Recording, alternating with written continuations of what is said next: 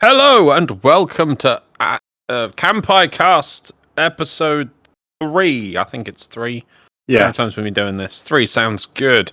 And so I said, okay, Kanpai! Kanpai!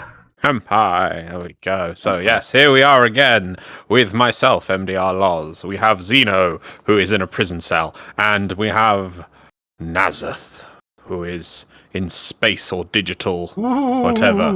And just ghost. Yes. And this week, once again, we will be discussing stuff to do with anime, manga, and however you want, and possibly Netflix adaptations. I made that joke in the first episode, didn't I? Yeah. I remember now. Yeah. Yes. Now it is true, for this is what we will be talking about this week. But first, shall I move on to housekeeping? Yes. Why have you put house cleaning? You clean a house, you don't keep it. The government owns the house. Sorry, the banks own the house. I haven't turned my fan on my face on. Let me turn that on. There we go. Now I've got a fan on my face. That keeps me cool. Awesome little doodad. Now, well, anyway, on that note, let's go through this. Housekeeping. By request, we've now added content warnings for the background images of each show. This can be located in the bottom right-hand corner above Xeno's head. So when we have the anime stuff in the background and we all shift to the bottom of the screen, above Xeno's head, the bottom left-hand corner, there will be warnings if there are any needed to be done for the show. We normally are watching the shows before we see them, so now that we're aware of it, we probably won't miss any. So yeah, just so people know. So these content warnings are populated manually based on Anime Planet, but will in the future be populated automatically from Xeno's My Anime List. And as we say, we normally don't talk about a show unless we've seen it. So now that we're aware of those, we won't miss any. My Anime List is a service like Anime Planet. So yeah, but in case they miss it, is what I mean. Or they might not think there's a warning, but if we've seen it, we'll even add warnings if you think, we'll add it in, Oh, yeah. So there's also, we've been asked for the Romanji names of the shows to also be displayed. This will be coming after some crazy automation work Xeno is doing for Deckboard. The software used to control what you see on screen. Yeah, so the setup for this, the black wizardry of the warlock sitting here. That's why he's in a prison cell. That's to do his time, you see. Yeah, clearly. I mean, look, he's wearing just a white jumpsuit. They forced some prison duvet on him. Yep, look, it's just dots, and he's just in a white box. That's doing his time. Yeah. So yes. So, but everything you can see, the way it's organized, the way it sort of automates, where things appear, things disappear, the spoiler warning turns on, the way everything done. A lot of setup has been gone through that by Xeno, but he's now fighting literally fighting against Deckboard to do what it wants now, and he's now breaking its spirit, from what I understand, and he's finally hacked the Gibson on it. So yeah, more changes are coming as we do improve. As we're going forward, I assume eventually we'll have a tighter screen, some jingles and things. It'll come eventually. Mm-hmm. Right, well that's it for the house cleaning. So let's move on to what we are discussing this week on Kanpai Cast. Right, so this is what we're discussing. Damn it! I tried to do. I know we said beforehand, but I'm just going to apologize for all. I meant it's the whole manga, anime, Netflix adaptation. I made loads of these for the backgrounds, and I was fussing about them being the 1080p. I was going to be a good boy, get them right size, and then we chop off the Netflix adaptation on the bottom. However, I will make sure there's a link in the description to the video I stole these from, because the video I was like, aha, a video! Let's put them all into 1080p for me. Perfect. Whereas if I just stole them from the internet like I meant to and kept them in that crazy format, they would actually sit probably perfectly just above us and it would have been brilliant. Damn it. Oh well, we'll know for next time. But yeah, so you can go through the video to see all of the manga, anime, Netflix adaptation memes that they're going to be this still gives a really good idea. Background. Yeah, it would have been so. I love like the one just behind us now from My Hero Academia with just next to me with a bird wearing a costume is brilliant. So, if anyone has not seen this meme, which is brilliant, it is the true fact that the manga, from Japan, will be very detailed and true to the original concept, and the anime may make a few changes. It'll change it up, but of course it has to. It's moving, it's animated, and then finally, when Netflix decides to do it. It's interesting that it's Netflix. Other things do get adapted, but no. Netflix decides to adapt something. They just don't seem to care about the original concept or the meaning or the race of characters or the intention of characters or even the character of characters sometimes gets changed. Yeah. And that is what we are going to discuss this week, I do believe. So we have picked out a few of the past indiscretions from Netflix and some of the future ones, I assume, and we're going to have a little bit of a discussion through them. It's not all bad. Yeah. There's some good stuff in there. Please start us with the good stuff. Pick something good. Oh, well, let's do... Oh, no, sorry, actually, before you do that, so before you start, and is there anything you guys want to say about the nature of Actually, yeah, so you got a really good point there. You got a really good question to raise. One thing I found really interesting was... So I have work colleagues, and they keep on asking, "Oh, recommend me something on Netflix. Recommend me something on Netflix." And I turn around and say, like, "Oh, go check out Demon Slayer. Right? Demon Slayer's on Netflix. It's like it really is a good anime to potentially get into, especially if you're more of a more mature audience. You could easily, I think, adapt to it, right? But it's really interesting the number of adults I know that turn around and say, like, "Oh, I won't watch anything that's a cartoon." There is a big Western stigma that cartoons are for kids. And I don't understand that at all, right? Why have, like, if you watch an animated cartoon, the ability to bend and shape and create surreal reality is just so much more doable than if you were to watch a live action adaptation of it. Yeah, right. That's something I noticed a lot too. I think one of the best surreal scenes in cinema is in Doctor Strange when he's going through all the different universes, all the multiverse and everything, where like it's effectively a kaleidoscope of cacophony as he's just going through it. Actually, to be fair, cacophony's sound, but you get my point. It's just crazy, right? It's that crazy that I think the word for sound actually fits it better than a visual word. Potentially, yeah. But a lot of people they just won't watch anything cartoons. Like, look at Rick and Morty. Rick and Morty's definitely not for kids. South Park, right? Yeah. Family Guy. Yeah. Castlevania. Yep. Yeah. I think in the past we even discussed this. It's interesting that when some of the oldest cartoons. Oh, yeah. Sorry. Those are like the exceptions to the rule. The vast bulk of cartoons in the West are directed at kids, and it's a hard stigma to get over because that's what you grow up on in a lot of. Yeah, but I think it's a time thing. That's what I was going to say and go back to. It's interesting that, let's say, look at, I think we said in the past, the Flintstones. When that first came out and they didn't know what to do, they made it a sitcom, how they'd been doing sitcoms with the live action. They just tried to do it with a cartoon. And so then, I don't know, with the 60s, 70s, 80s, 90s, they eventually became cartoons were just for kids. And they actually developed what a cartoon was. You get everything from, Tom and Jerry, just I don't know what else. Even The Simpsons it does have some adult themes, I guess. It's that. Whereas Japan never did that. They just okay, we've got that for kids and we've got that for adults, and we're just going to do the same. But it's only now, I think maybe post 2000, that you actually get people making animated stuff with the intention of with themes and stories for adults. Yeah.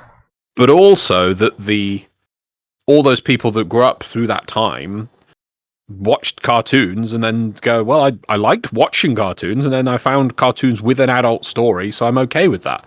I mean, I wouldn't you could not pay me to watch the Rugrats. I loved that as a kid when I was 5 or something, which is a cartoon. You couldn't pay me to watch it now. I really, no. But I appreciate that when it comes to manga anime, it's not all intended for kids. It really isn't. Yeah.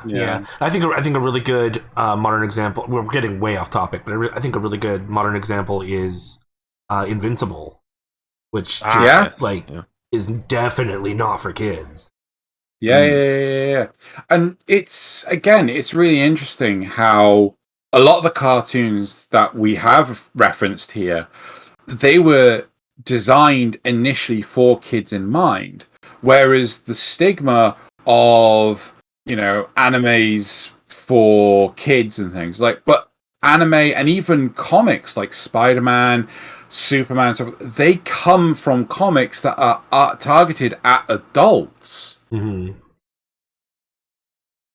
So it feels like but Rugrats is for kids, Flintstones is for kids, Spider-Man wasn't.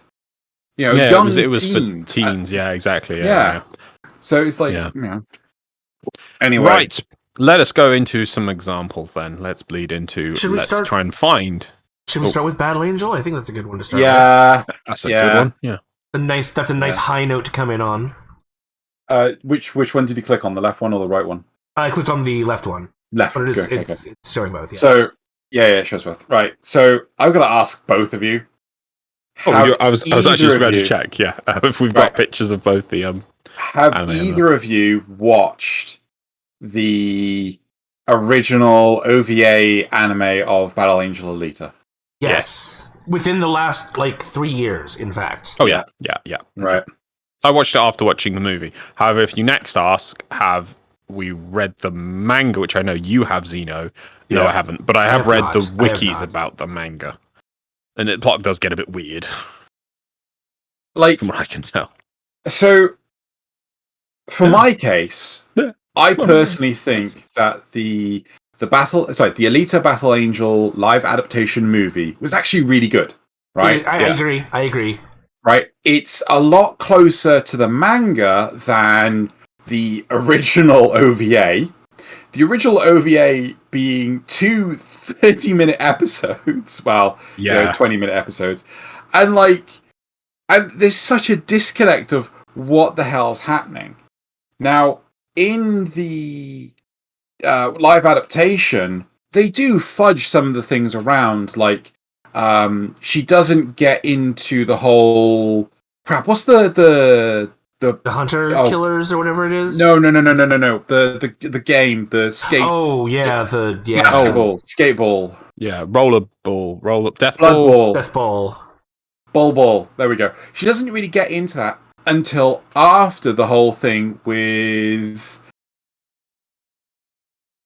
Crap, I can't remember the boy's name. Wow, I'm doing an amazing job here. But the male boy right there on the screen. Love interest. Yeah, that boy. Love interest. Yeah, she doesn't get into that until love interest dies. Right. Spoilers. So which we that's literally where the OVA ends is with that. Do you want me to hit the spoilers button? Yeah. I tried. You can't. No. We're having a few issues with Deckboard today. Don't know what's up. Got to be better on those spoilers, Just go, and then when this happens. Some people might be like, "Oh wow, I've always wanted to watch Battle Angel. I'll watch this little discussion of these three to see if it's worth watching." And then you're like, when this person dies. Oh god. Sorry, it happens really early in the manga. Sorry, my bad. No, that's terrible. Sorry, my bad. It is the culmination of the OVA. Right, but in the live adaptation movie, I feel that it portrays the world so much better because you see the anime and it's just and that's a square box for a house, and that's a square box for a house, and that's a square box for a house, and in the manga you see this huge city complex and everything. Yes, the live adaptation has this massive spin of artistic creative what's the artistic license from the director, right? But still, it felt so much closer to the manga than the bloody anime did. CGI is getting to the point that sort of thing is pretty easy to do. Well, but easier to do than it would have been, 10, 15 years. You want to slap the spoilers off, or should we leave them on? Although that said, there is a huge problem with. We could probably take spoilers. I would say, by the way, we should run spoilers is every time we change to a new topic, we should think about what we're going to say first, and then decide we're on spoilers. And we don't go out of spoilers till we move to the next topic, because we're going in and out of spoilers within one thing. It's just that's true. I want to talk about when this character dies. Oh, God, sure. Sorry, I wasn't intending to. There's a huge. I had a huge Uncanny Valley problem with a lot of the robots in this movie, especially Alita. She was the biggest offender because those eyes. Why? I know he was trying to make it like the anime or the manga with the big eyes, but it did not work. It was bad. Really? I didn't have any issue with it. Like, yeah, I agree. I didn't have any issue with it. I do feel it was an interesting stylistic choice. I think it was mainly just to draw attention and make it stand out. I don't think it was to go by the manga or the anime. Because look at it. I mean, characters' eyes are just generally bigger. She doesn't have absolutely freaking ginormous eyes in it. It's not that nobody remarks on it. She and the boy both kind of do.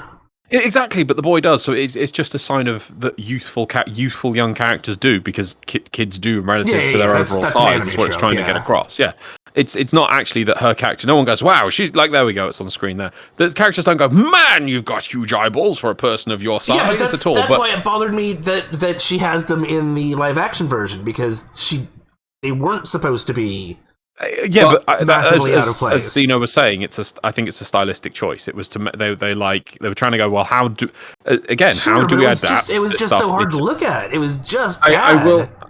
I will interject and say she was not the only one that had those eyes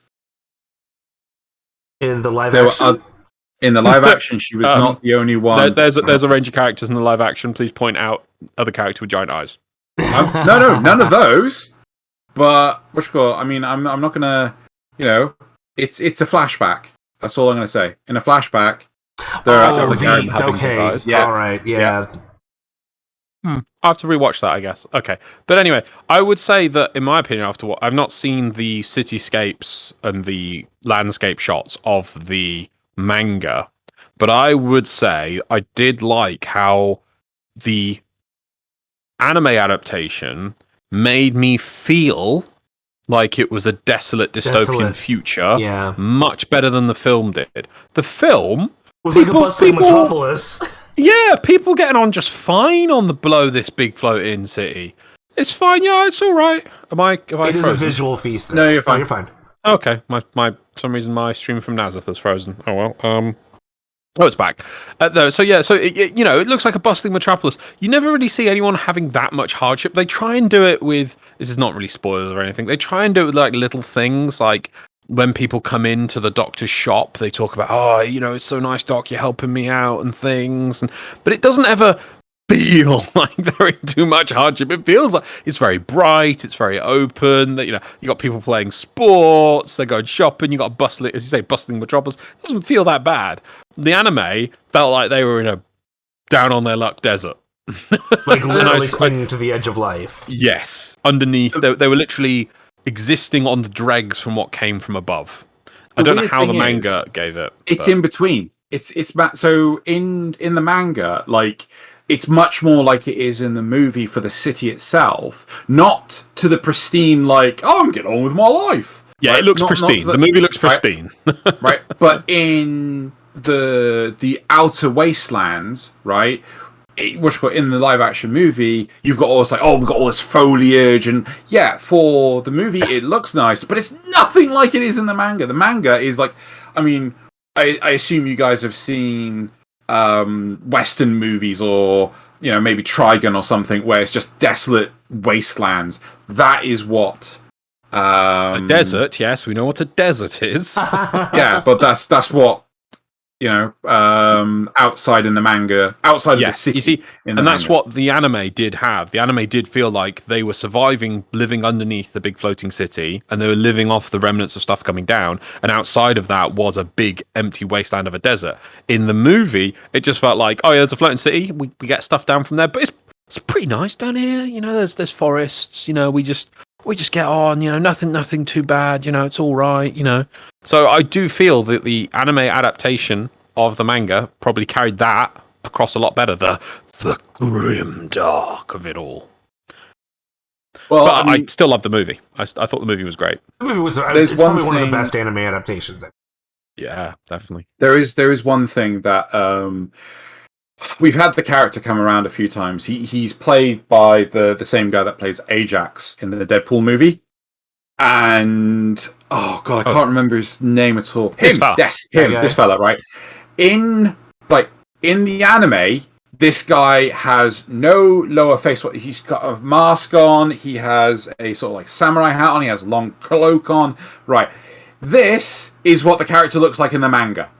I have no idea why they changed it for the anime. I think it was like, yeah, we need something less intricate, more lazy. So that's the only thing. But they changed it massively. I'm like, what? And this guy closer to the anime than the manga. So anyway, right. But personally, I do feel that Alita Battle Angel is actually something that people should watch, even though I'm a giant jerk and I spoiled it.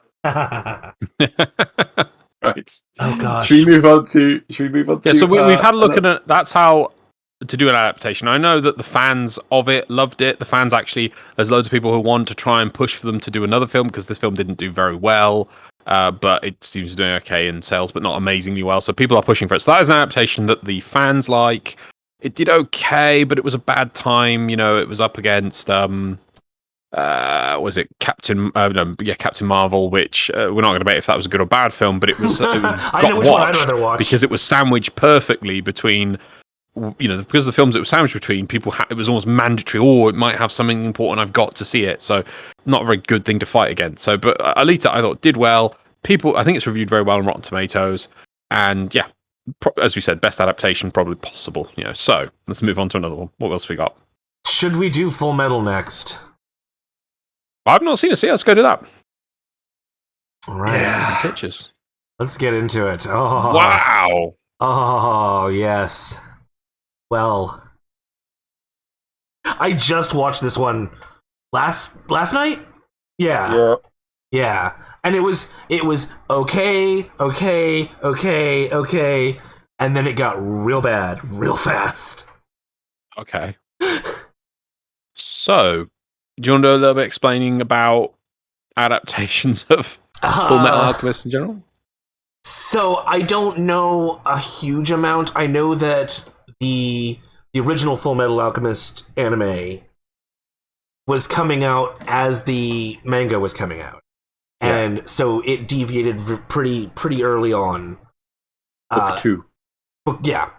So then later they came out with Brotherhood, which was the actual story as portrayed in the manga, or I assume at least close enough. Yes. Yeah. No, it is. And I loved that one when I saw it. It took me a while to actually watch it, but I loved it when I did. And then now we have the Netflix adaptation, which is, you know.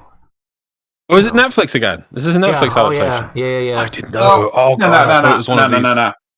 Right, okay. So I don't think it's paid for by Netflix to do an adaptation. I think this was originally Warner Brothers. Right. Because Warner Brothers are slapped on the front of this. And then I think Warner Brothers like, oh yeah, we're not going to take this out of Japan.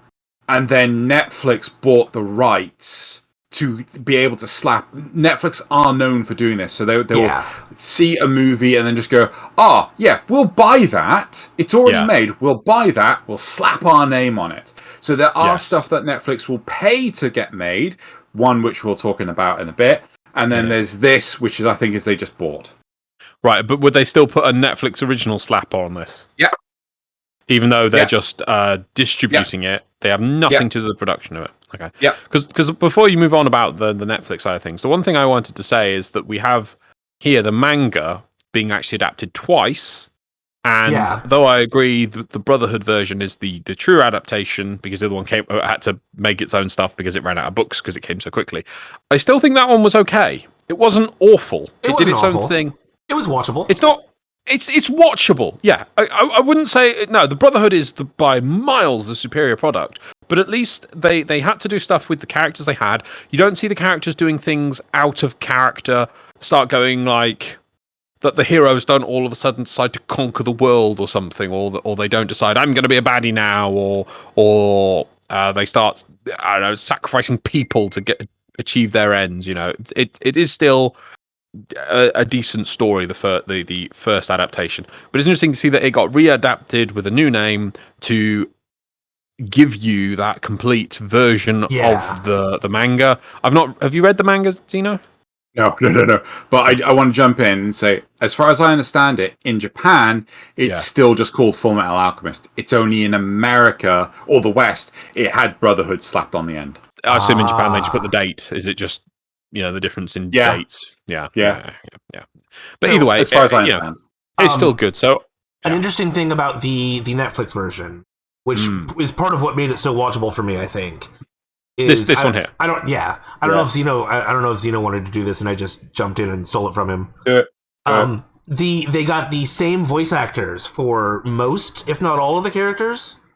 Most from the dub, and since they did such a good job with those characters in the dub, of course they're going to do a good job with them in the anime. I did watch a little bit because you had the option, or the live action. Sorry. You had the option to watch it in the original Japanese with subtitles, and I did that for a little bit, and Ed was a little harder to... He seemed like a little bit on the whiny side. That may have just... that's definitely there. No, that's definitely there. Because his face was very, very whiny a lot of the time. Oh, God. I don't think we need to get into spoiler territory yet, unless you want to get into where it went. No, really I don't want to. I want to try and avoid spoilers as much as possible in this episode. Okay. But it does get really weird towards the end. Well, basically, like they jump the rails and derail the train really quickly, right? So it's like there's loads and loads of characters that they just don't introduce. Yeah, they're like crushing a how many episode series down into an hour and a half or something. But the thing is, they don't even get through the full thing. Yeah. They get through maybe 10 or so episodes. Yeah. I really can't remember. I can't remember Brotherhood to that level of detail. But they really crush it down, and it's like, but they change like large plot elements, and I think the main reason why they changed it was because we're not bringing this character in, so we're just going to change the plot out. Yeah. But no, they've also added stuff in as well. There are events and things like the character interactions are not established at all in this. Was it 2-hour monstrosity? Something like that, yeah. Yeah, I think they expected you would have already be familiar with it from the anime, and they're like, we can just ignore all this character development, right? But like, there's one thing that, and this is going to become a talking point again with the Netflix adaptation of the titular show. But like the big thing about Brotherhood, right? About Edward, Alphonse, about the whole area that they live in is it's heavily Western, right? It's European, right? Yeah. And like, so they have Japanese actors portray like all the characters. Fine. I think actually the woman they have play as Winry is actually half Japanese, half European. But regardless of that, they don't actually get the guy that plays Edward to put in gold contact lenses. Oh, I didn't even notice that, but then I am blind, so right. I just noticed how fake his hair looked. Yeah, his hair did look really like really fake. Wig. Yeah, but it's just like there is a huge element to his eyes looking like that, and well, it's not that huge, but still, is it a plot point in the show? Yes. Yeah, but they just completely like, kind of, and then some of the CG. Oh my god! At one point in time, you have Ed, and he's moving his CG arm around, and he puts it like on his legs and things. His CG arm, which is closer to the camera, is smaller than his physical arm. That is one of the problems I've noticed between a lot of these adaptations is once you bring it into real space, a lot of this stuff kind of starts to look like your mind just latches on to how fake it looks. There's things you can do. There are things you can do with animation the... that you can't do with 3D stuff. No, I think the term you're looking for is it falls into the uncanny valley. Yeah, do you know what that term means? Yeah. So because you're safe either side, but if sometimes you can just get it wrong, and then it's just like no brain dysfunction does not accept. Yeah, and that's probably a different threshold for everyone. Sorry, yeah, of course, and in different scenarios and different things. Yeah. So one of the images we have, and I'm really hoping that it'll turn up sometime soon. It's already gone by. There's this horrible, glaring error with the image, and I actually had to take it. I took a screenshot of it and put it in these images for us, because basically it's what happened to Ed after he lost his arm, right? And so they instead of actually getting like some a physical like shirt that was big enough to so he could actually put his arm down his shirt and things like. No, they CG'd out his arm, right? And guess what's missing? His torso. What?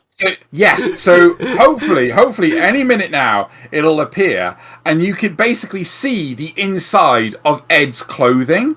I could try and force it by clicking. on the try button. and force it. No. Click on the other one.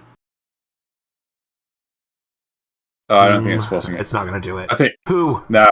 But yeah, and basically, there's no torso. You can just see the inside of his clothes. It's just like, yeah. There's no blood. There's no nothing. Yeah, there's no. So like, how does this work? Oh. This incredibly traumatic scene is just kind of like nice and clean and sterile, and Well, he looks like such a brat there. He yes, he does. Through the whole thing, his face is just like I'm so everything's hard. And the worst thing is, right? They actually bring in like a huge paradigm between Ed and Alphonse that happens really late in the series, and they bring it to like the first events of this. Like, hold on, what? Isn't he having a dream or something? No. Again, I don't want to get into spoiler territory, but it's just like, wait, but this is supposed to be at the end of the story for a reason. Why have you brought it to now? Oh, and okay. So I know what you're talking about now. Yeah, yeah, and it's just like so they really flubbed the story. The CG looks subpar at best. I think they put all the effort into Alphonse. They didn't obey the rules of the world setting whatsoever. Right? That was another thing. That like they made living creatures out of concrete and shit like this. Never happens in the anime or the manga. Right? It's always like inanimate objects. Like, oh, I've just got this giant. I'm punching you with a giant fist I've made out of a column. Stuff like that. I mean, it's not spoilers, but like, oh, there you go. There it is. There it is. You can see inside. Yeah. Where's his shoulder? Everything? Where's his everything? It's just not there. As soon as I saw that, and look how crisp and clean the sleeve hole is. Yeah. And then look how faded the rest of the fabric is. And it's just like, oh wow. So sorry, yeah, I had to grab that. But yeah, again, Alphonse, he looks so cool here. I mean, his gloved hands look a bit weird. Oh, but some of the scenes in the dark where you can like just see his eyes glowing. It's really good. Yeah. It's so they do a really good job. I think is this the same company that did the Attack on Titan live action movie? The animation looks. I couldn't tell you. I bet you it is because just the style of the way they do their CG looks the same. Yeah. I bet you it is, and then you say then Netflix added it. Okay, but no. So going back to you saying about life, I mean, it's not a spoiler for the show or anything, but yeah, no. The importance of life and like creation of life is a key part of the story, isn't it? So they can't just So really they early break on, the rules of the setting to just do what they want. Yeah. Well, really early on in the movie, they basically like this evil priest man. Literally, this is like the first 5 minutes of the movie. Evil priest man. Evil priest man. He basically creates dogs out of concrete and rebar, and it's just like, no, that doesn't work in this setting. Nope. No, you can't create. You could make something that looks like a dog, but making it move around. You could make a concrete shaped dog. That's what you could. No, and then just throw it. Yeah. You could. All right. If you for it's not a spoiler, but it's just the way the setting works. Is that one of the key points of the whole setting? It's not a spoiler. Is that it's equivalent exchange, which makes sense. I mean, that's what it's saying about. I mean, like I love that one of the key points of the story. It's not a spoiler. Again, I keep saying it's not a spoiler. Where Ed lists the raw materials of a person, but with no that life is not a thing. It's literally just this much magnesium, this much zinc, this much potassium, this much hydrogen, carbon, and that because that's what makes a person, and that's the importance. It's looking at it. It's really dispassionate to see this. He lists out what makes a person, but nowhere in there is there. I mean, you could break a person down to each a molecule and element. Molecules of each element, and yet you'll never find an element of life or a molecule of life or a particle of life. It just isn't in there. Yeah. But that's the thing. So yes, you could, if you made a concrete wall that also had all the extra different bits like some magnesium and zinc, you could then make a dog. It would be a dog, but it would be dead. So that's how you could make. So you specifically have to go, right, okay, this is my dog prep concrete wall, which I make dogs out of, and you could make a dog out of it, but it'll just lie there on the floor dead. I mean, you can't be like, go my concrete dogs. That's just wrong. So right. I think the biggest flaw with the Full Metal Alchemist movie was they were trying to turn a 52 episode. Well, they were supposed to do multiple movies, but they canned it after the first one doing so badly. I wonder why, huh? Let's say they were trying to take the first 13 episodes and they were trying to crunch it into 2 hours, right? Yeah. Not physically. You have to chuck out huge elements of plot and things like that. It just doesn't work. And I think this is a problem with a lot of the stuff we're talking about with these adaptations. Don't try and crush it. Maybe a TV series has a chance of doing it properly. Yes, you're big bucks per person who's investing in wants to make a movie made. They want something adapted. Their goal is to make money from the project. Yeah, in theory. Otherwise, they're just insane. So then they go, okay, so we've got this property. It's really cool. How long is it? Oh, it's this overarching epic story that's, 52 episodes. That's going to be, 20 minutes a piece. So we're talking somewhere 10 to 20 hours, yeah? Yeah. Yeah. 10 to 20 hours worth of story, it's just all these characters and subtext and things. Oh, okay, yeah, I want that, but I want it in 2 hours. Yeah. No. How about you do less with the intention to make more movies? Do I have to? But I'm trying to adapt the whole thing. Right. How about you choose a small part of this big story, choose an endpoint, 10 hours in or something, and condense that story and let that movie be its own movie with the potential of doing more. But if you don't get onto more, at least you made a good movie. Oh, but I want the whole thing. Right. But if you have the whole thing, it'll be awful. And you definitely won't be able to make more. Because also, if you used up all your story, you've made a mess. And it's not going to make any money. But people will come see it if it's the whole thing. No. Do look at the whole story. Pick an endpoint in there, and do a really decent story. And even if it doesn't make any more, people will go, well, at least we got that bit, and that bit was cool, and I'll watch it again and again. But no, we have. Oh, but I want the whole thing. You see how there's no logic in there. Right. Next one. So I haven't seen the live action of this. Do you recommend this adaptation? No. So Alita, we recommend. Go watch that adaptation. Yes. Good movie. When Xeno doesn't spoil bits of it. Sorry. Full Metal Alchemist. Don't watch the adaptation. Go watch Full Alchemist Brotherhood. Yeah. So we've had the good and the bad, and now it's time for the weird. Because I always bring the weird stuff. This is Iria. Oh, I actually don't think I set it up right to show. That's fine. I'll just take care of it. This is Iria, the Zeiram animation. And the interesting thing about this adaptation is that it actually came after the live action, and there was no manga. The live action was the first one. Okay. Yeah, well, we're talking about adaptations, and I saw that this was a very strange version, and Look, have you got pictures of live action? Because that came first. Let's see that. Switch over to if it'll. Because I'm loving this. It's probably doing it. It's probably doing both. The live action button probably does both. Oh, okay. That might be actually. So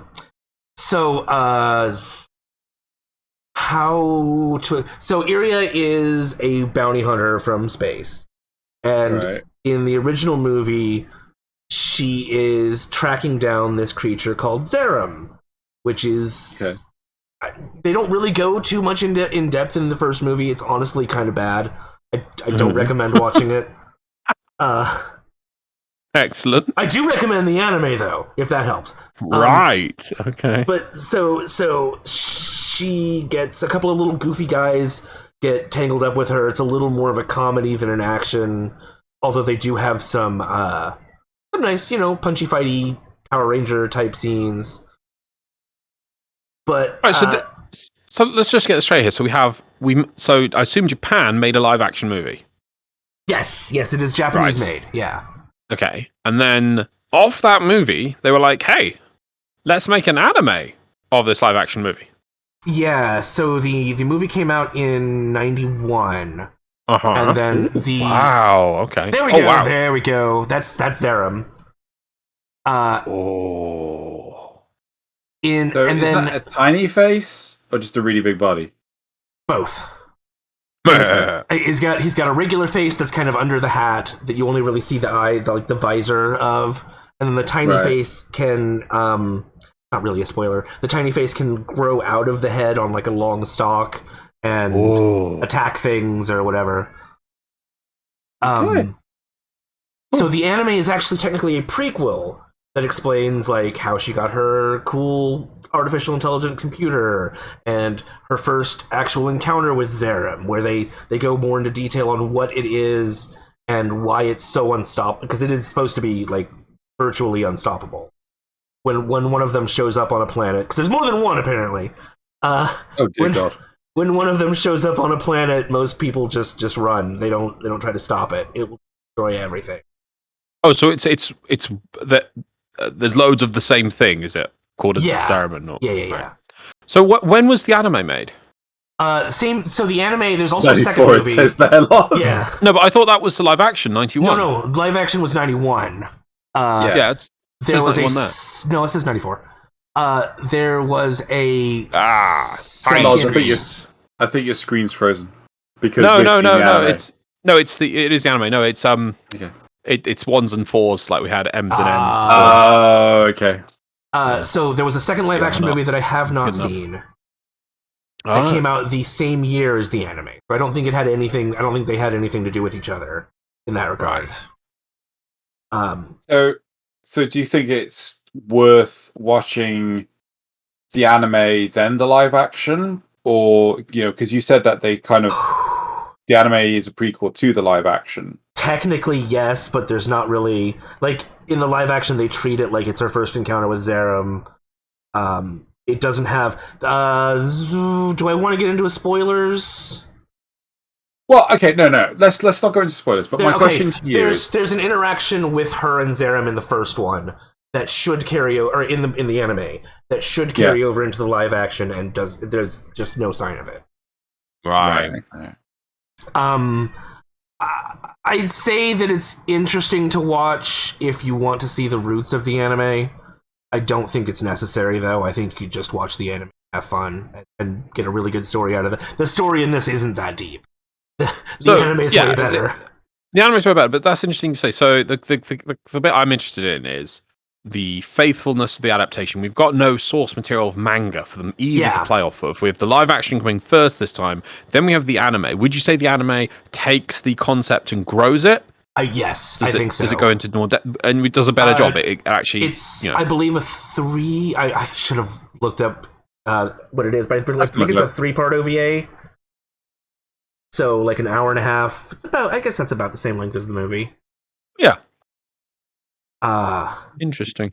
Or is it a 6-part? 6 episodes. 6-part. 6-part. So about twice as long as the movie. It gives it more time to expand on the lore of the universe. Instead of being on Earth, they're actually out in space. You which is probably see a lot budget more constraints for the movie. Oh You know, yeah, it's for very sure. hard to do space. It's very low budget, extremely low budget. Interesting. So not a huge amount to say about it, honestly. Other than that, it's just it's no. really But here's the question: so, is it worth watching the anime? Did you enjoy the anime? Yes. Oh, definitely watch the anime. So, it's great. It's great. Go watch the anime, and if you want, that will then give you a primer to go into the movie with and appreciate the movie a bit more. But if you start with the movie, is it a bit not aged well with time, shall we say? Oh, yeah. I mean, the shot of stills look really cool, though. I mean, it's not CG, so those look like awesome puppets. I mean, they look really real and grounded. They're very rubber suity. Okay, but they look freaky in stills. They did do a good job with the aesthetic, and the anime does keep a lot of that. There's a little bit of body horror, going on here and there. Yes, I love my grim body horror. You can't really see it in this one, but there is. So let's say that Zeiram got partially destroyed and it's regrowing itself. That's what's crawling up towards them, and they actually have some really good shots of it. Sounds good. Really Yeah. There's some good special effects in it. It's worth. No, watching. I think it's interesting to see this. So this is just a good, really. I really think it's a good choice you've put. I just changed my opinion, didn't I? You need to remember some good bits. But no, I mean, yeah, but it's good. It's worth watching. You say, but start with the anime because that'll let you see it in more depth, give you more grounding, and it's actually decent. And then if you want to, you can go into the films, and then there's reason for it. Yeah, but I assume you'll appreciate the films better from watching the anime as well. I mean, I think so. Yeah. Yeah. Because there's a lot that doesn't really get explained in the anime, in the live action that you will understand from watching the anime. Good, yeah. And the other reason I know, because maybe it's a bit of a spoiler, because I know Xeno wants to do it in the future, but this is the adaptation is the anime off of the live action. I know in the future we've got, spoiler of some Star Wars, exactly the same. Oh. We're going to be doing this for Star Wars things, aren't we, Xeno? Yes. I didn't realize that. So it's really good to see that the anime actually does a good job of becoming the adaptation. So that's I think it's a lovely choice you've added in Nasuth. Really good. Well done. I'm going to go watch this now. I mean, I'm interested. You got me hooked. It's good. Sounds good. So should we move on? Oh, let's go on. So we've had the good, the bad, the interesting choice of Nasuth. Now there's just the ugly. Oh yeah. Yeah, so I think everyone knows about this one. Shots. Oh God! Why? I think everyone knows about this one.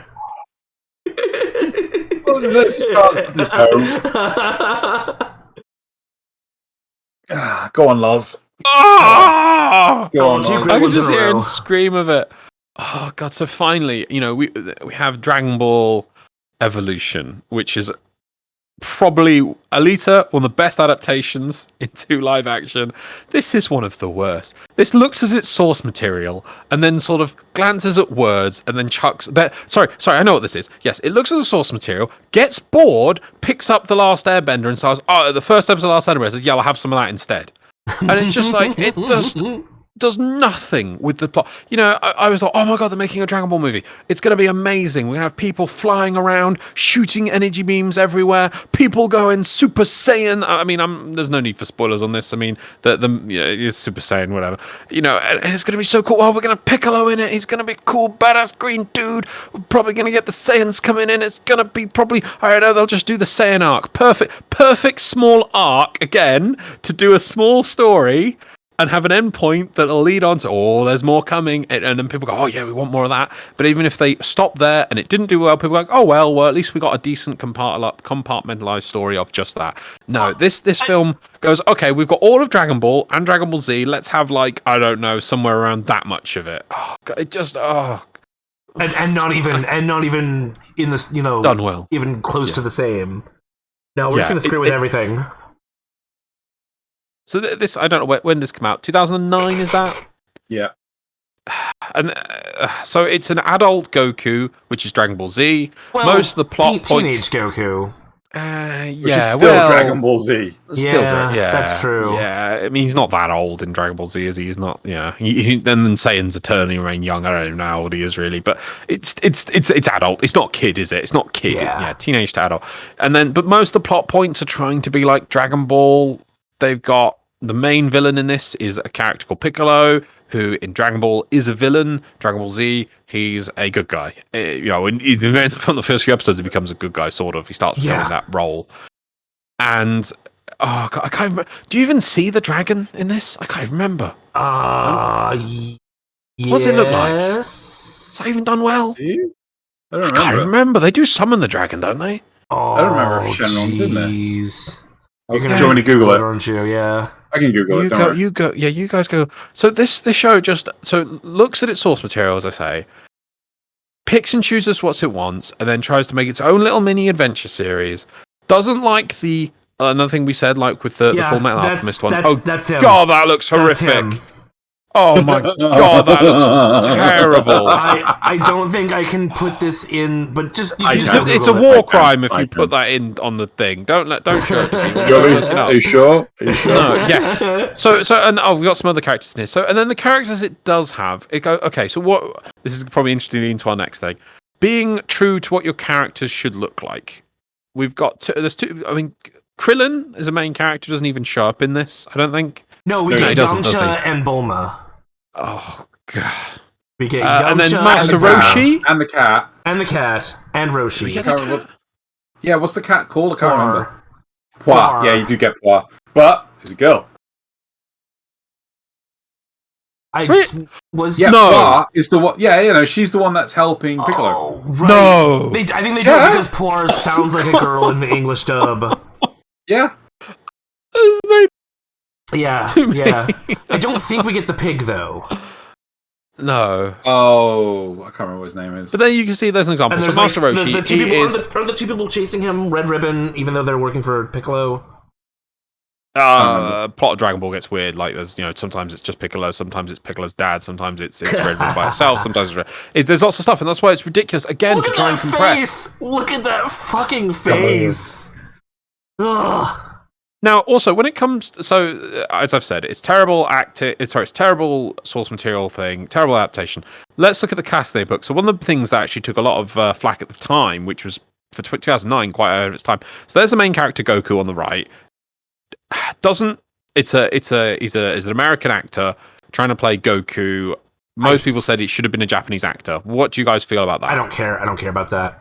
It doesn't bother me. If it's integral to the integral to the character, right? I think Xeno and I actually talked about this. Yeah, I can't remember. Keep going. If it is integral to the character that they be a specific race, then make them that race. Oh, if it's not, who the fuck cares as long as they're acting it properly? I mean that was my whole point with Edward from Fullmetal Alchemist. Yeah. Because the whole point is the gold eyes really bloody mean something. Right? Just put some sodding contact lenses in. Yeah. Right? Mm. It's not integral to Goku's character to be Japanese. He's a goddamn alien. True, but I would say you have to at least, if you're gonna, okay, fine, but it should at least look like Goku in some way. I know it'd be hard to pull off. Okay. He's got big hair, but that's the thing. You have to have it. He's got messy hair. So I really feel that they should have gone with a younger actor. Yeah. Right. Yeah. Make him more Kid Goku. Right? Yeah, a Kid Goku Dragon Ball movie. Let's have this one be Dragon Ball, and then a follow-up be Dragon Ball. Although then you have to get into the child actor territory, which can also often be terrible. I know. But I mean, I think that's just like a studio not wanting to put that kind of time in and things. Get the hair right. Yeah. For the love of God. But it's messy. Look at it. It's just like Goku.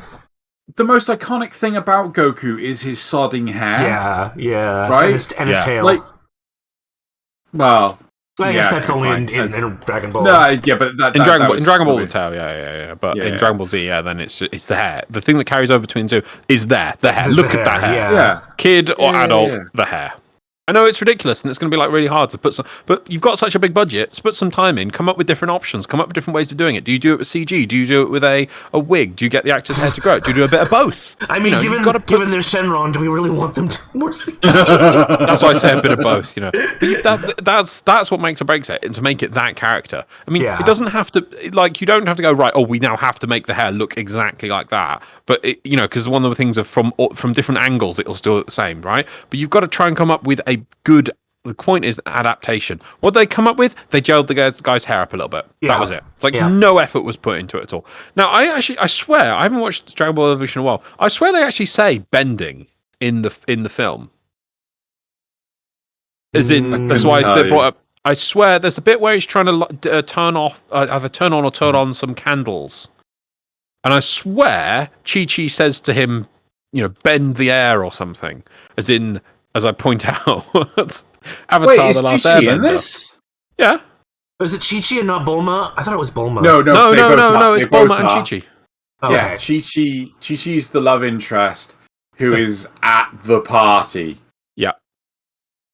Right. If you want to get drunk, the secret martial arts training camp as well. I don't remember that at all, but anyway, if you want to get drunk one night and you fancy playing a drinking game, there's probably some drinking games for this movie. Just get some friends together, get some drunk on. Yeah, this film's oh my god. Speaking of a good way to I can't even coherently get my thoughts in order of how bad this experience this movie. The first time I saw it, so there's a thing called Mystery Science Theater 3000. Which is where they made fun of bad movies. And some of those people ended up doing a project called Riff Tracks, where they released tracks for movies. They let some people make their own and sell them on their site. Team 4-Star, the people that did Dragon Ball Z Abridged, did a track for this movie. That's how I watched it. I must own this now. We'll talk later, Loz. We'll talk later. Okay. Oh, we'll talk. Yeah.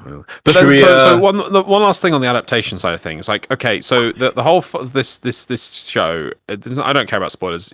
I don't care if I want to spoil the show completely, but I don't care. This is awful. Don't watch it. So the key point was the whole movie. You're waiting to the climactic battle. You're finally having the good guy versus the bad guy. Now in Dragon Ball and Dragon Ball Z, one of the key things is energy blasts. Big tunnels of beams of energy that are either balls chucked and whatever. And I was waiting the whole film, and I thought, okay, this film can get redeemed if at the final battle we finally have this is what they're doing. The whole film was terrible because clearly, here we go. Thanks for being up there. We have the climactic showdown between Piccolo and Goku. This is going to be the big fight. We're going to see them throwing energy blasts. We're going to have all the weird sounds and all the cool sounds. This is going to be a proper fight, and you're going to have your kamehamehas, and you're going to have your special beam cannons, and it's going to be like pew, pew, pew, laser beams over. And then they do one at the end. They do one, and it's just like air. They're just air at each other. Yeah. Like seriously, I wouldn't. The film would have been redeemed if at the end everyone went, well, yeah, but at least that battle was a cool live action and felt like a proper. Because that's the key thing. Dragon Ball Z. One of the key things is fighting, right? The fight at the end of the movie is awful. They did. It's like, okay, I don't know if they bothered around that CG or they didn't want a different, or they wanted their own style of it. But I can't even remember. So he charges a Kamehameha and he just sort of he flies up with it, doesn't he? He charges a Kamehameha and he goes, and he flies up to shoot it. He flies up. He doesn't fire a beam. That was the pinnacle of that could have redeemed the whole film to me, to see energy battle fight, and they just ruined it. And like I say, the Avatar Last Airbender it, and they're just playing with air. It's so terrible, so terrible. Get off the screen. I think if I had one good thing to say about this movie, I seem to remember Roshi being pretty decent, and that's about it. Is it Chow Yun-Fat? Yep. Yeah. But that's not. It's not Roshi being awesome. It's just watching Chow Yun-Fat's just a pleasure. Watching Chow Yun-Fat being awesome. So don't call it Dragon Ball. Call it its own thing, and this would be an okay joke movie. Yeah. The one on the right. Yeah. This one on the right. Yeah. Very well. Let's get into Guyver. Yeah. So obviously, Xeno's a giant Guyver nut, and this is actually the second movie. For the love of God, do not watch the first movie. Save your bloody sanity. The first movie is just such a train wreck. It was built. Sorry, they made it on the budget of shoestrings, right? And I'm not going to bother going into too much more detail apart from that. But the thing with Guyver Dark Hero, it was done in '94. It is actually David Hayter. The first anime adaptation or the first film is that Guyver Dark No, Hero? the first live action film. There's two. So when was the first anime done? 91. First anime was 91. Okay, Yep. and it's good, and the manga had been running, and you say that's good. Yep. Yep. Yeah. So in '94, we then get the first Western live action movie. Yes, and it is god awful. Moving on from that, we have the second live action movie. So I know the second one was made done in years. Let's get the year right. Second film. 94. I keep saying that. Oh, when's the first live action film? I haven't got a clue. Oh. Sorry. I thought. Sorry. Yeah. 87. I don't know. But basically, the director was a huge fan of the Guyver manga and wanted to do his own thing, so he goes and does his own thing. And this is on a shoestring budget, right? I will get back to the actor in a second. The whole budget for this movie was $150,000. That's how much. Wait, that's in '94? In '94, that's how much Chris Hemsworth was paid to play Thor in the first Thor movie. But when did you say the second film came out in '94? Yeah. Yes. First movie was '91, and when was the first anime released? No, the first anime was '91. So was the first live action film. Really? Yeah. Yeah. So there you go. Wow. So it was made the same year as the. Wow, they rushed that into production, didn't they? Well, yeah. I mean, the manga was going on since '85. So hold on, I'm just trying to find. Yeah.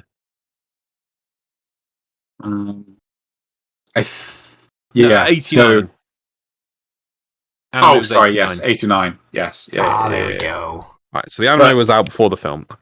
Okay, but my point. Sorry to go. My reason for it is did they have a motion version to adapt from? And yes, they did.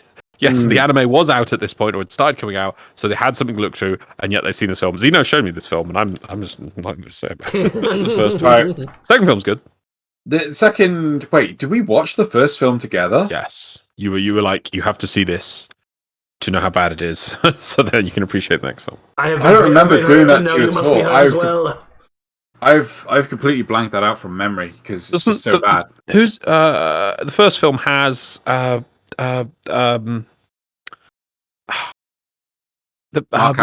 Mark Hamill, and it has so the first film has some beautiful, weird, grotesque transformation sequences in it.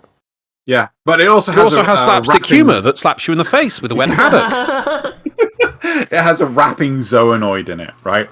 But a large part of the problem with the Guyver movies is that the suits can't be much bigger than a regular person, whereas like the Zoonoids are massive in the manga and the anime. But regardless of that, the really interesting thing is the second Guyver movie was actually David Hayter's first film role. David Hayter, the voice of Metal Gear. Of Solid Snake. Wow. So if you want to film and be like, Snake! Yeah, just watch this and be like, Snake! The whole time. It's great. It really is great. And so actually, one of the nice things about Guyver the Dark Hero is that it really does its own separate thing. It doesn't try to take volumes and volumes of manga and squish it down into something easy to digest in a short period of time. It really goes, right, this is point A, this is point B, we want to traverse that. We want to get from A to B in a healthy span of time. And this is the story of these simple list of points that we want to tell. Yeah. And we're going to tell it in this time. We're not going to be like, right, okay, we've got 200 plot points to cover. We're going to chop out 75% of them and then squish the rest into a 2-hour movie. It goes, no. Yeah. These are the points we want to cover. These are the beats we want to tread. This is our start point. This is our end point. Bam.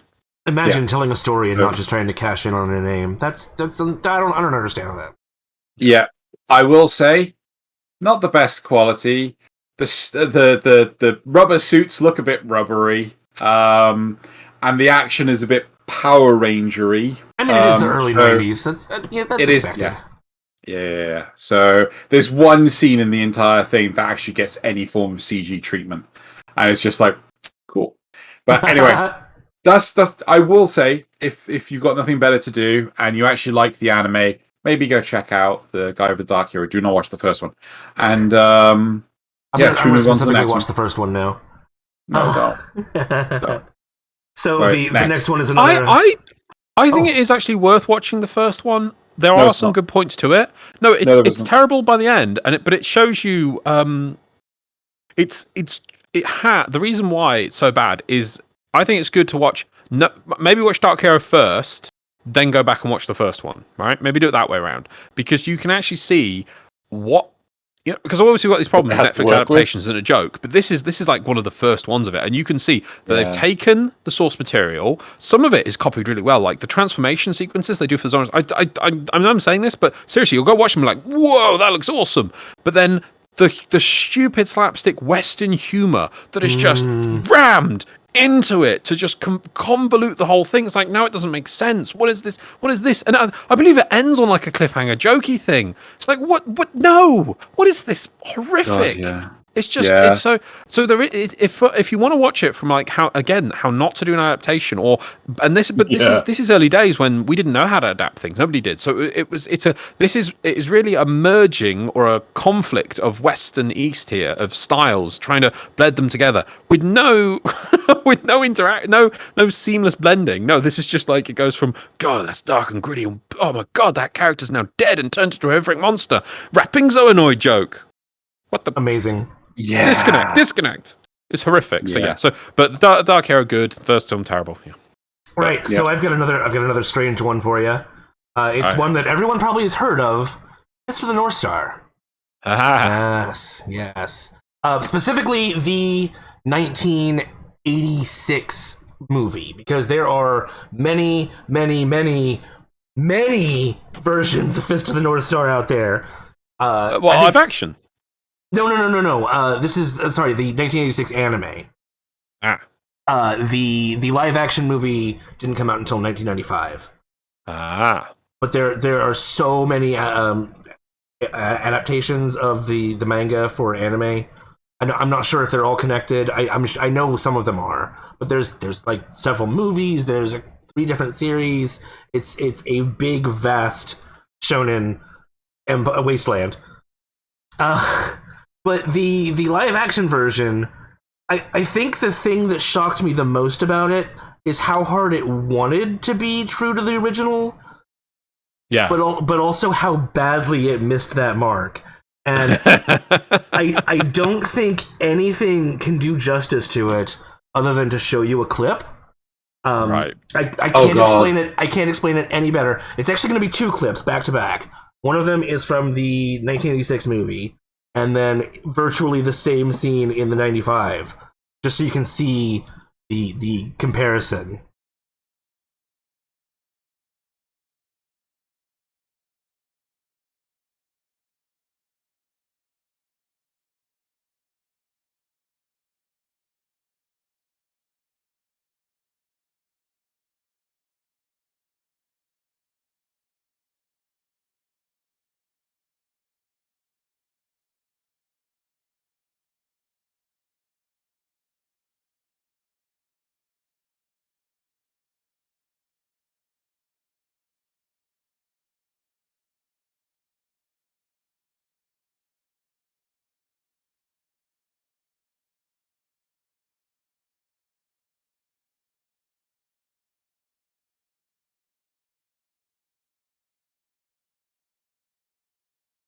It's so cheesy.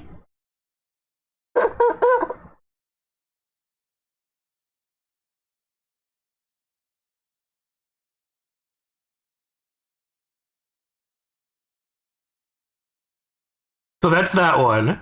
And then immediately after...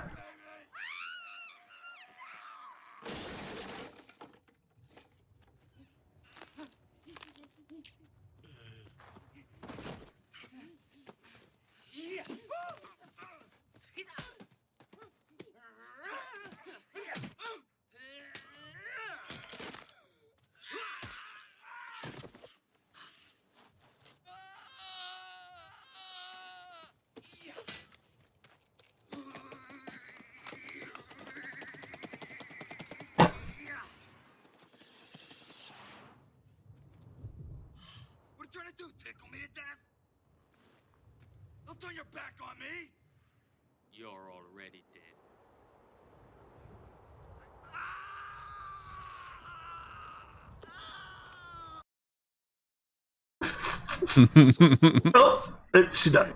Let's not play that again. So, just for benefit, who anyone doesn't know, but the next point about sees the person is dead because their head explodes. I do believe next. Yeah. Their whole body like freaking explodes. I mean, so you could even see just in that short clip. There's some decent prosthetic work. There's a couple of good practical effects, but it is so just insanely low budget that you can see the background that they were in was like just bland and like a matte painting. The wasteland that they're in is, I swear, just like a couple of concrete pieces and a bunch of cardboard boxes. It's his chest. They called him Rubber Chest on scene because the scars that they have on the chest are made from condoms. I'm not even kidding you. I'm not even kidding you. That's Malcolm McDowell as the master who trained the Old Fist of the North Star. Probably his best role in the world. Amazing. No, but the thing is, you can see that their heart is in the right place. They're really trying. But they combined several characters because they couldn't, tell the full story. Yeah. So a few of them that played similar roles just get squished together, but they did try. They did honestly try. But I think maybe if they see this, if you're going to do something like this, it might not seem it, but this practical effects aren't going to work as well as if you did this today with CG, it would probably work better because you can see the ridiculousness of how big in the quick anime bit we saw there when the character's punching, how big that character was. I swear within that 20 seconds you showed us, the height of the adversary changed size 3 times. Yeah, I swear. So it's not even fixed. It's not. Are they like at one point they were just like twice as tall, then they were like 5 times as tall, then they were like 3 times as tall, and it was just it's ridiculous. So then to try and boil that down to when he's just poking us like a 6-foot gentleman, it's just like even the look on the guy's face when he's getting poked, he's like, it's like what the fuck? Yeah. What the hell are you doing? Compared to in the actual anime adaptation where the guy is punching different points of the body because the guy is the size of a wall, you can't copy that across by being like with your fingers. It just God. It felt like tickle tickle tickle tickle tickle tickle tickle tickle. You're already dead. There was one shot from behind Kenshiro's head, which is Kenshiro's. Where you could tell he wasn't even making contact. He was just kind of waving his hands in the air. Yeah. And by no means is the original a masterpiece. It's a fun watch, not a masterpiece. They couldn't even match that level. Oh, dear God. I mean, all you had to do was just put like a training dummy right in front of him. We've put the guy's jacket on it. Just punch that. Just punch that as hard as you can. Right? But I think with CG, you'd be able to pull off those things a lot better. Oh, sure, than with practical effects. But they said they tried here. They tried. No. We've had stuntmen do this sort of stuff for freaking. Look at Jackie Chan, right? No. You're not looking for. It's not just the realism of the punch. It's the over the top flailing that is required to copy to make it feel like it is in the adaptation. Yeah, I mean, I get you're right. They could have improved that shot, but even if they did that, it would just feel still like a normal person punching. It wouldn't feel like Fist of the North Star punching. I still think you could actually just like fast forward it. I think yes, that's the kind of thing you'd have to go to. Yeah. I think the head exploding and everything would help with that too. I think it does explode, doesn't it? The practical effects were good. It does, but it's brought down by the weakest piss punching that comes right before it. Yeah. Right. I think I want to go to one more. I want to go to the last one. We technically I know of 2, but I want to go straight to this one now. All right then. Loz. This is the thing that spawned this entire episode. So, as one thing, I'm really happy that we are doing this as a show because we're actually being topical and looking forward, and not just a show of look at our favorite anime that we watch. We're actually doing a bit of news here as well because this is something that has come out. We're probably the last people to cover this, obviously, but this is the speed which we go at, and we're going to cover the the future of Netflix adaptations, which is the Cowboy Bebop adaptation coming soon. And the controversy around this is just getting better and better day by day. I'm sure by the time this comes out, there'll be more stuff. It is so many things wrong with this. I don't know what shots we've got that's going to be played in the background, but so there's a good one. That's all our main characters. Yeah. While we're on this, so left to right, we've got, I'm terrible names, but I'll try and remember. Spike on the left here looks pretty good. Yeah, but normally I would expect that what I would be moaning about mainly would be the race swap we've got for what's it? Jet Black. Jet. Yeah. But that has been completely overshadowed. No one is even talking about that. It's just like the side note now compared to the Faye Valentine, which is, look at that costume. It is not at all. Apart from the yellow jacket, the yellow shirt, yeah, the yellow, it being, it's not even yellow. It's kind of an orange anyway. Nothing, maybe the purple hair. Nothing is like the original character. It is just terrible. So let's go back. Cowboy Bebop. I watched as a kid. I really enjoyed it, and it was amazing. It's really good. It doesn't need to be added. It's just. What are your experiences? I think they did a good job with Jet there in that picture. We're waiting on this, by the way. So this is Edward, isn't it? Yep. Yeah. Do you know the rumors about this? No. They're going to make it a non-binary character. Oh, of course. What? They have been very careful not to. At the time of recording of this, they have not shown any of the footage for this character. But I mean, Edward's it's sort girl. of beyond all that in some ways. Yes, but it's a girl with a boy's name, isn't it? So you put that through the Netflix machine, and what you come out with the end is we have to do agendas.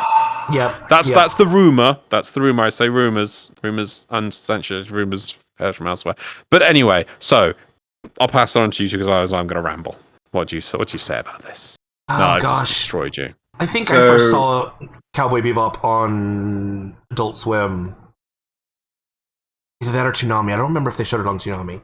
But yeah, it was definitely at that point where it was like, it's one of the big influences for me. I do really like the way Spike looks. He looks good. I don't. Really? Go for it, Tino. Tell us why. Okay. I don't like.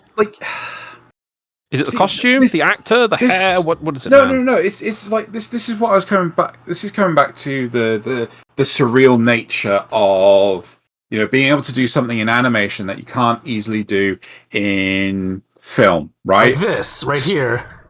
Yeah, well, I mean, like the whole point is Spike is a tall, lanky guy that has a bush for hair that always seems to be facing the same direction somehow, right? He has Goku hair. Right? But his own breed of Goku hair.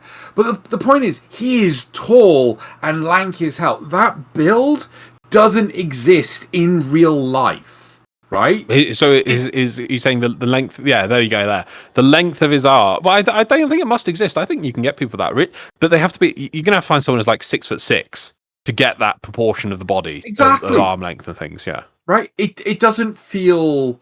And then if you put that into the like if you were to do CG stuff, much like Alita's eyes, right? If you were to make I think it's like Johnny Cho, I can't remember the actor's name, but if you were to make him lankier, right?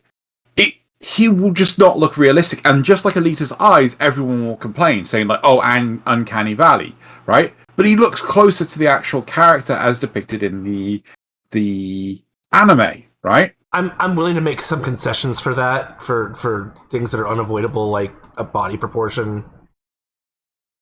Didn't stop them with Alita. That was eyes, though. That was totally avoidable. They didn't have to do that. Also, like, I don't know. I feel like again they're fighting a losing battle with the hair. Yeah. Right, his hair just doesn't look anything like Spike's. So again, so we've said this with Goku's hair as well. Anime hair, I think it's really important. I'm with you on that side. Do you think maybe the way to do it is to do CG hair? I don't know. I know CG hair is a very hard thing to do, but do you think that would be the only way to do it? Maybe with today's technology. Yeah, well, I'm talking. Yeah, right? Maybe even tomorrow's technology, sort of thing. Yeah. I'd be interested to see what the results are, but I mean, practical always looks better than CGI, no matter what. But these are impossible hairs. I know. So you might have to do something in between. I think there's a series of what's it called? Lovecraft Country, I think. And I saw. So I watched a scene in Corridor Digital, and they actually showed off. And basically, this one character had to have this absolutely mammoth afro. Right. This thing had to be bigger than basically herself. But what they ended up doing was getting a regular the largest afro they could, putting it on her head, and then CGing it bigger around. Yes, yeah. So a composite of both. So you can work out the physics and the basics of it from the big afro, but then you extend that to And I think you could do something here is that we get his hair as it is, and then we CG more onto it to and to give it that grounding in real, but also give it the impossibility that is what it should be in the anime. I think you either have to do that, or you have to ignore it entirely and just not bother even trying to make it look like. Which presents a problem because the hair is such an iconic part of the character. That's what I'm saying. Is that if you go that route, then if you're going to do it for that, then you'll do it for anything. We end up with the completely different show because we're like, oh, well, this is a key point, but we just have to ignore that bit. Okay, we got this next problem, right? The costumes. Oh well, we can't do the costumes, or we don't want to, so we'll just ignore that. Oh, what about the setting? Oh well, it's too expensive to do space and all this cool stuff, so we'll just ignore that, and then we end up with a completely different show. See, I feel like it's more important to have the at least the spirit of the story and the character, and not so much the aesthetic part. But that's jumping on the back of the story, right? One thing I really want to touch upon is the Cowboy Bebop show. Honestly, I felt had the weakest delivery for the stories. Right? If you watch the movie, right? Phenomenal way of presenting the story because they have to physically find their bounty, right? They have to work out where they are, their movements on. It's like a cop show. It's like if you're watching NCIS or that's the only one I know. Yeah, the show is much more of like a character drama. But the big thing. Special Victims Unit, Jag. What's CSI? Jag? I thought Jag was all about the law stuff after the person was captured. Well, I think there's a little bit more to it than that as well. I think they did a little bit of hunting. I remember them being that's under called fire a lot of times NCIS. as well. Anyway. CSI, you know, CSI Miami. Yeah, but CSI is about as realistic as yeah, I know, but it's still the setting. Also, you've got yes. There you go. But anyway,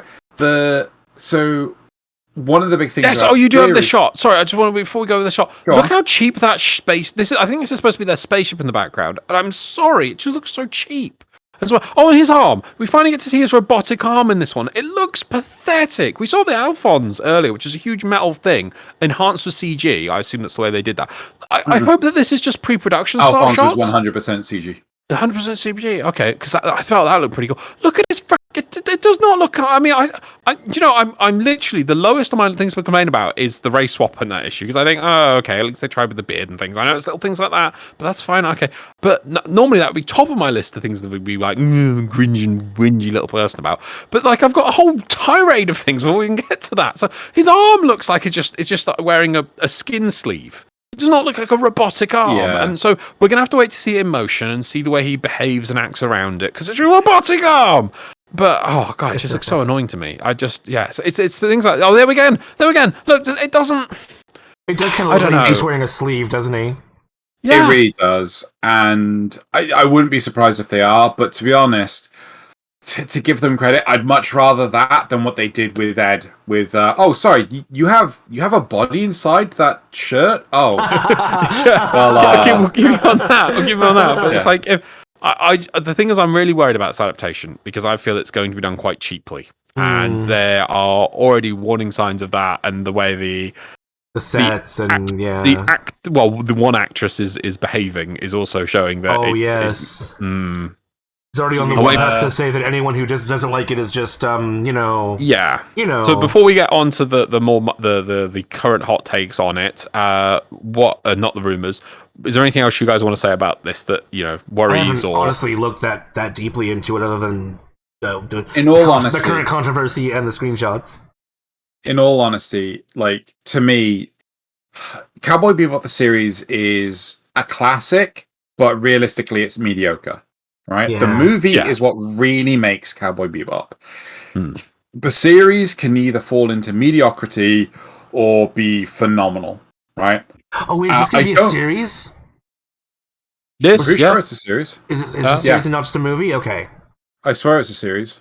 That just shows you how deeply I've looked into it.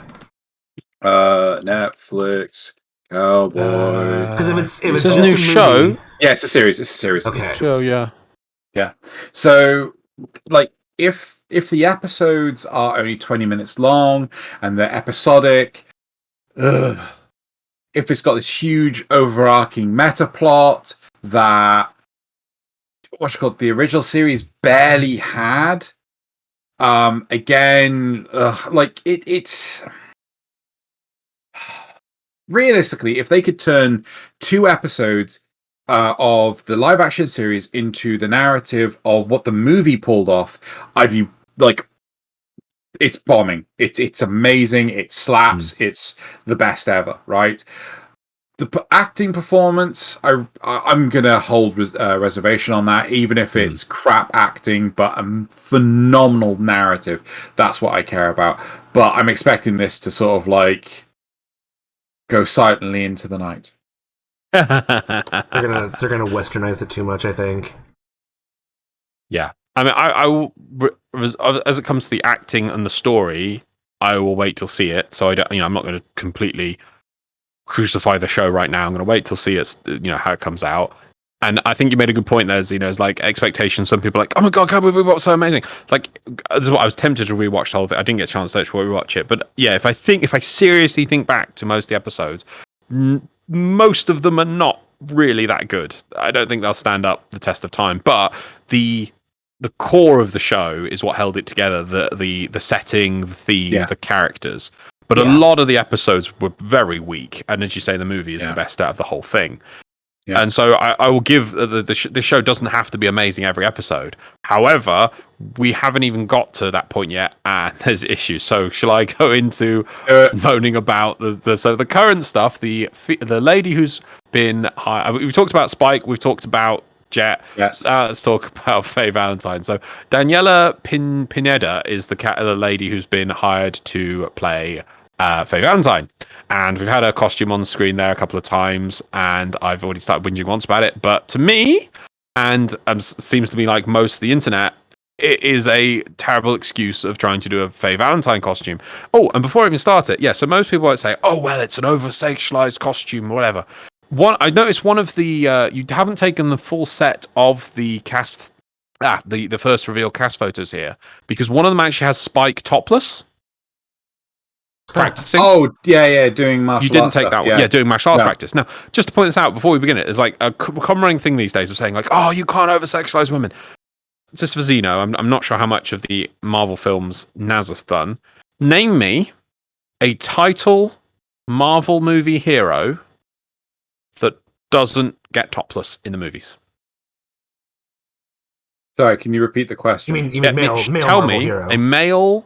Well, you were not getting a female topless character. Name me a male Marvel comic book. The comic about the MCU characters. A title character who's male who doesn't get topless in the films throughout the series of films. Spider-Man? But it has to be their name. No, he does. But it has to. Yeah, exactly. Yep. But it has to be the title hero. character. It has to be the title character. Because I'm sure you could tell me. No Thor, no Iron Man, no Captain America, no Spider-Man, no Black Panther, no Hulk. Doctor Strange. There you go, Doctor Strange. Surgery. I think you might actually see, or when he's training. Nope. You sure? Yep, I watched it really recently. Okay, so we've got Doctor Strange. We've got one. Yep. Okay, can you name any others? Oh my god. Hey, we've got that's one. moving the goalpost. You can't do that. Well, yeah, I concede one. I'll give you one. Fair enough. Doctor Strange isn't really not in the main character. Yeah.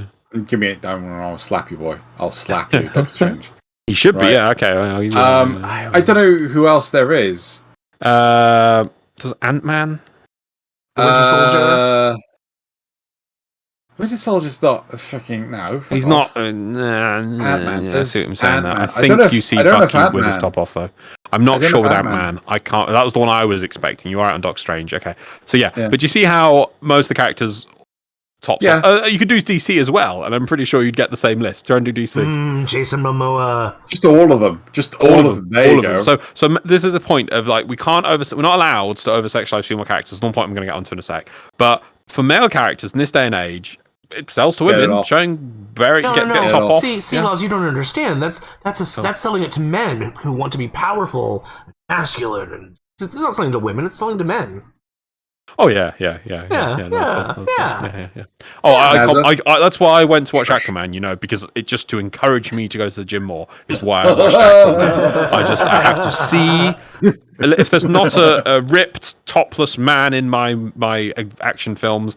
I just don't even think it real, and it doesn't. I don't see myself in it at all. No. But you see how I think in Superman it's impossible to avoid. What? Well, no, I think him just like because he's not wearing his costume all the time. It makes sense at some point in time he has to I'm just going to catch this thing that's on fire. Oh, my clothes are burnt away. What? Never mind, just keep going. No, I'm completely wrong on that. I think you're completely wrong on that because the thing is with Superman, you had to come up with an example where he is trying to say something to the point. Yeah, I know. Man of Steel, he does it, and why did they do it? It's because it's one of these modern films. I don't think in the classic Superman you would find that at all. Any of the classic Superman films, I don't think he ever gets his top off then. No, but in the comics he does. Okay. But the thing is, though, Superman doesn't. You don't say, okay. Superman doesn't have to go to the gym and pump some iron. Superman doesn't have to go. He doesn't often go to the beach. So there's less of a reason for the character to do it. So you are literally having to be like, oh, he didn't have his special suit on and then got himself on fire, so it burned off his regular clothes. I don't want to derail you anymore. Go with what you were. But my point is that one of the pre-release shots for this, which isn't in the above loop, but it does exist, and I'm not hiding it. It does exist. Is Spike with his top off, practicing some martial arts? Oh yeah, that's fine. But then we talk about Faye Valentine's character, and the internet complained and said that this does not look like Faye Valentine. It's a bad representation, and there's so many things wrong with it. So. A lot of people we haven't got any. I'm afraid for people who want them. I'm sure you can find them elsewhere. Anyone who's very thirsty can find some lovely cosplayers who do a very good job of doing a representation of the costume. But the representation we can see there, literally purple hair and a slightish yellow top is all that you've got. And I don't think there's any other points actually on her rather than draped around her elbows. Yeah, but even the material of the jacket is looks like a heavy leather, thick jacket, and it just feels to me. What? Just to say, you can't really say material comparing it to an anime though, because what's the material of the anime? Right, okay, but it's very loose. It's a very pliable material because the way it hangs versus that which is leather. Yes, the one she's got in the anime is not leather. It's not a solid leather. That is a solid leather jacket. True, but it's just not drawn as a solid. I mean, to be fair, I'd love to see anyone wear the jacket that she has in the anime and still be able to function with it still just hanging off the elbows. Yeah, I give you the whole thing, but you can tell it's a much more malleable material than leather. You can agree on that, yeah? Okay. Oh, totally. But this is a thick leather jacket. Look at that. It's a thick leather jacket, and the underthing looks thicker material as well. So apart from that, the yellowish top and the purple hair, it's completely different. And everyone on the internet is saying this is terrible. Why have you done this, Netflix? And it's obvious why it's done it, because we have to desexualize every female character as much as possible away from the thing. We're not allowed that, but the male characters can have their top off every 5 seconds, and that's important to have.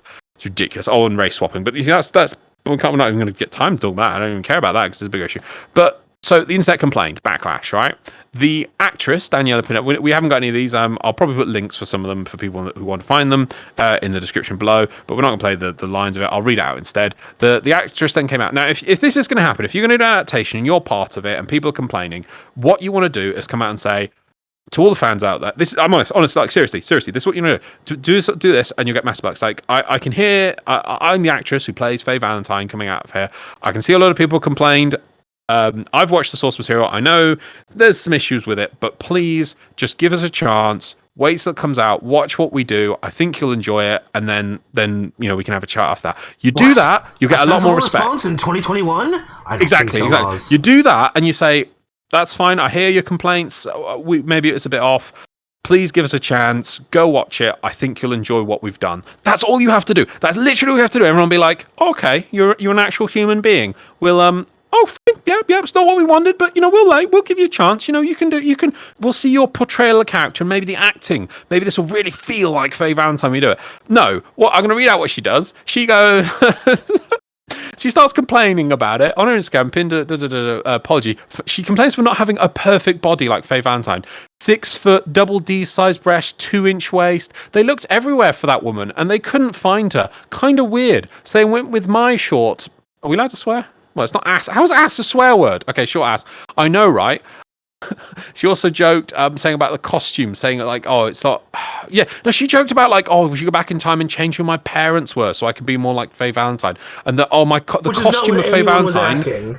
No one was asking that at all. And I'll get some of the previous points. Her costume was tiny, made of tissue paper, and it got slurped up in my various crevices, never to be retrieved again. The hypocrisy on this is ridiculous. First of all, Faye Valentine, there's one of the, I suppose you haven't put it in there. There's one of the, if you literally search Cowboy Bebop, one of the first images you'll see is all the main character, the 4 main cast, up against a size chart. It's one of the, it's one of the, do you know what shot I mean? Do you guys know? Yeah. Talking about when you're in, like, she's like 5 foot. The mugshot. I think Faye Valentine on that, which is like canonical, one of the most important images of Cowboy Bebop. She's like 5'5", which I think this actress is. No, she's 5'10". No. No, you're right. Loz and I actually did she's look like this 5'5", up. 5'6". Yeah. Yeah. Now, again, you talked about who knows for breast size in anime, because obviously shot by shot they're different. But I wouldn't say Faye Valentine is double D. C's maybe. I don't know. We're not going to judge on breast size, but nobody's caring. No, I don't think I saw anyone complain about that at all. Nobody's going to say. But even so, if you really wanted to, padding in a costume is a thing. It's been since the dawn of time. I mean, if you really cared about that, instead we've got this person whinging about it. Now, another thing which I won't put up because we will save family pictures at the very least, is that this actress is a complete hypocrite, because in her you've both seen the pictures I linked, yeah? Yes. Yeah, I won't link them, but there was a show she did called The Detour. And she was somebody's sister in a wedding, and at the end of the wedding, they do a flash mob where she tears off her clothes and is wearing less than Faye Valentine would, and writhing and dancing and whatever. And then in the actual title card to that episode for that show, she is on all fours in the grass while another female character is pretending to slap her ass. And it's just like, you're wearing a lot less than Faye Valentine is, you're doing silly things, and that's fine. But then the actress is whinging about this in this show. The hypocrisy there is ridiculous. It's like, this is not the way to go out and do an adaptation and then to interact with your audience before it's even come out. To preemptively insult the audience, yeah. Yes, yeah. I don't want to judge her actions based on her past roles, right? She may have been tied into a contract, not realizing that she had to do that. I honestly don't know. Maybe that was her get into showbiz. I don't care. Well, the thing I care about. Just say I don't want to wear that. Hold on. The thing I care about the most is the antagonization of the viewer base. Yeah, exactly. She uses the word fans, by the way. She does use the word fans, not just internet. She says fans. She's talking at fans. But it's just like, you are antagonizing the people that are primarily going to watch this show, and you're going to upset people. People are not going to want to watch it, and then as a result, the show's going to flop. Right? So you are not realistically. when you were saying, "Oh, this is what you should have said," realistically, my honest opinion is turn off social media. Oh God, yeah. Well, that's a given. Just disconnect. Like honestly, like I just wouldn't. I would like, here, my agent, do my PR for me, right? Yeah, there you go. But the whole, because I you showed us the video where she is really going to town. Mm-hmm. She's sarcastic. She is antagonistic. She is demeaning of the fans. I will link the video where what she says in the comments for posterity if anyone wants to see that. Yeah. Just if she doesn't want to wear that kind of outfit, just say if she has to make a statement at all, which I agree with Xeno, she probably shouldn't. But if she does, just say like, I don't want to wear that kind of outfit. I think the acting is still really good. I think you'll still love the story. Please just try and get past that with. I mean, looking at the screenshot that's up now, if she was going to be wearing what Faye normally wears, I would like someone is seriously underdressed, right? But regardless of that, honestly, like the antagonism, just it's not going to do the show any good. No, I'm with you on that. Yeah, but the thing is, that's why I say come out and say give us a chance, because it humanizes you. It shows you're a person.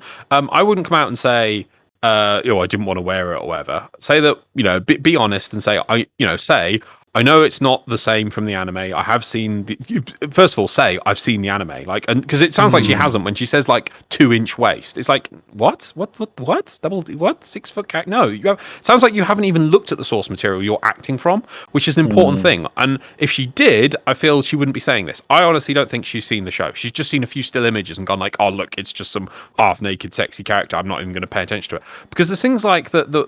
I would forgive this costume is while it's on screen again. The headband, which is yellow. Yeah, I always get this wrong. I swear I'm colorblind. If you at least had the yellow headband, maybe it would show that it was trying to be the character. But the removal of the headband makes the whole framing of the face. We're going to be spending most of our time interacting with that character, talking at the face. And the headband, I think apart from a few scenes where she's dressed up for a different thing, she's always wearing the headband. It's not that she's half time not wearing a headband. She's always wearing that yellow headband. It's part of the setup. And yet this decides not to do that. What's that got to do with being sexy? Or this is degrading or demeaning to a female character. We can't have that. It's just a yellow headband. But we have to remove that? Why? That in my opinion, people would still complain, but there'd be a lot less if things like the yellow headband were there. Because it's things like that which make it feel, in my opinion, that this isn't about anything else but removing the character as much as possible from the source material. I kind of want to move on. Are you guys good to cool. Just to say though, so we will, I think, at the very least we'll be watching this. I'll watch it, and we'll feedback when it comes up again. Yep. Cool. Sounds good. So is that everything? I think that's everything we have to say realistically. Put to 3 people, right? So I think realistically, yes, you can have good live adaptations. Did we even do the nameplates? We didn't. Earlier. No, we didn't. Right. So, how long they stay up for? Just a few seconds. X many seconds. I think it needs to be. I think maybe more. 5. Make it longer. Right. Push him again. He just wants I like them. They are good. They are really good. Anyway, if you wish to get Xeno out of prison, please contact him on those. If you oh my god, I'm going to kill you in a second. I'm trying so hard to get through my file. Right, live adaptations can work, right? But it depends entirely on the motivation behind it and the passion for it, right? Dragon Ball Evolution, we can certainly say was a what the hell were they thinking? Whereas, for Loz, well, actually, the 3 of us, we all really liked Alita Battle Angel. Yeah. Right. And we didn't even get to. Oh, it doesn't matter. No. I thought let's avoid that one. Yeah. What was the one we dropped? I'm curious before we go. Ghost in the Shell. Yeah. That'd be interesting. Okay, maybe another time. Yeah. Cool. Right. So let's round off. So we got some community responses. So no, there's 2 there from Zoogle. Oh, 2 from Zoogle. right? So double duty. No, that's good. Well, if you want to do them, you can do them. No. Okay. I'd be interested to know what you guys think of the show. So I'm a Spider, so what? I can tell you that both Loz and I have definitely seen the show. I have not. Nasuth, have you seen it? Nope. No. So, based on this, the fact that this wasn't really tied to the original episode, what we've decided to do is gather up questions like these, and we'll actually make an episode that is just, random questions from the audience. Cool. So, yeah. Give us your random questions. Yeah. And then the next one is, it brings a smile to my face that Xeno doesn't like Sword Art Online. I hated the first season, couldn't stand to watch more.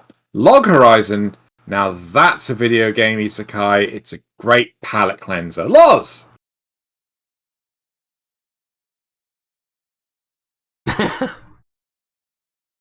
get the feeling Loz is not impressed. I get the feeling Loz is leaving. Loz has left the building. Try and come back. Yeah, just no. I'm sorry. No, just no. The first season was good. The first season is really good, and the premise is really good in Log Horizon, and then it just starts to plummet. It just gets further away from. It doesn't evolve its initial premise. It just slowly walks away from it and does other random things. Yeah, like politics. Let's have an election. Yep. Right. So that's it from us. Kanpai cast. Kanpai cast. Remember to Kanpai. Kanpai. We go. Right. Kanpai. So thank you very much, everyone, for listening, and we will see you for next week. Kanpai. See you all again. Kanpai. Kanpai. Kanpai.